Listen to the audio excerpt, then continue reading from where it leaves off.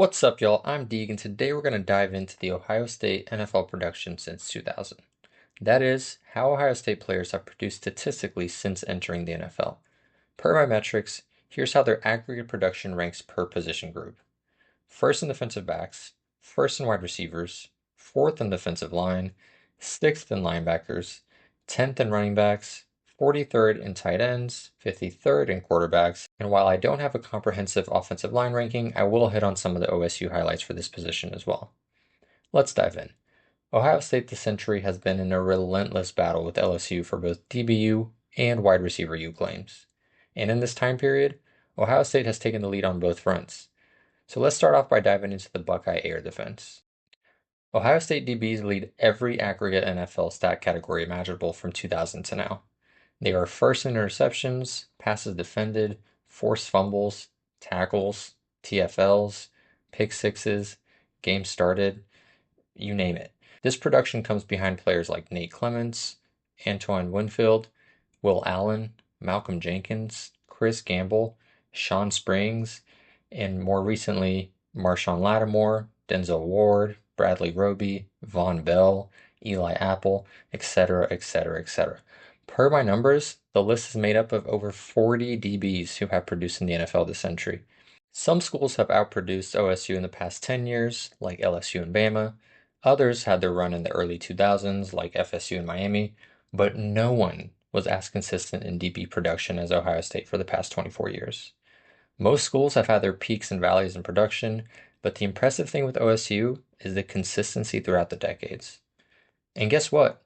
It's the same story for wide receivers. Ohio State receivers combined for 71,700 receiving yards, 380 receiving touchdowns, and 5,300 receptions. The crazy thing is, the leading receiver for OSU in the NFL this time period is Michael Thomas with 6,500 yards. The Buckeyes had 35 receivers with receiving yards in the NFL this century.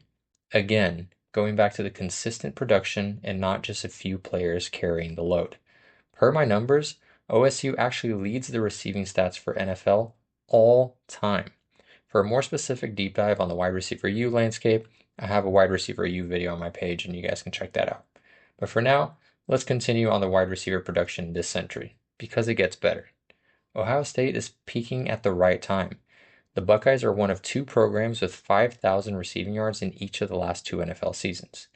Their combined 10,868 receiving yards in the last 2 years is the most out of any program, and the potential is insanely high. Most of those yards come from young players like Olave, Wilson, McLaurin, and Jigba, and there's more help on the way with Marvin Harrison Jr. getting drafted and many more in line behind him.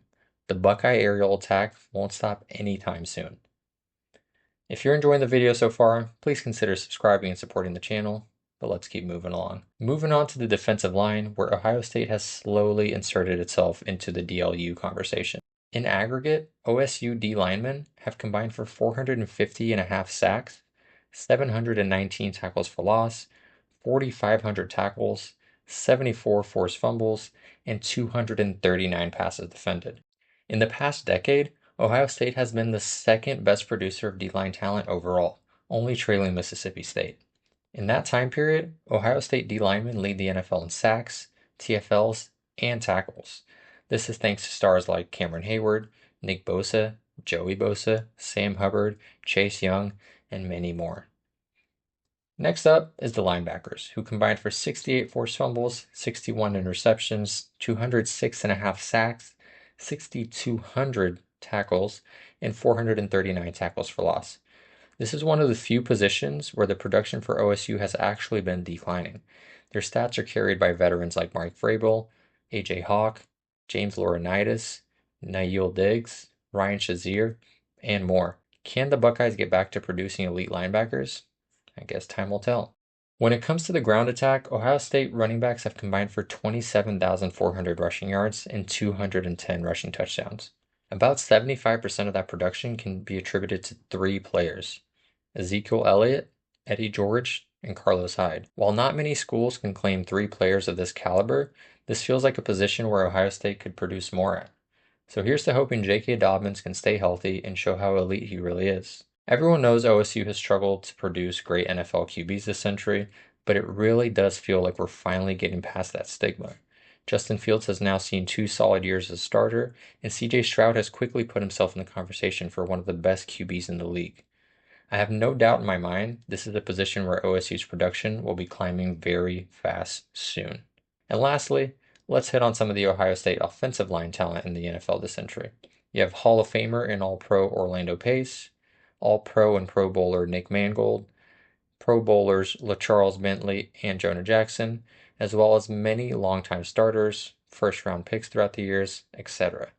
Overall, Ohio State has been the epitome of consistency, both in performance in college football as well as in production at the next level.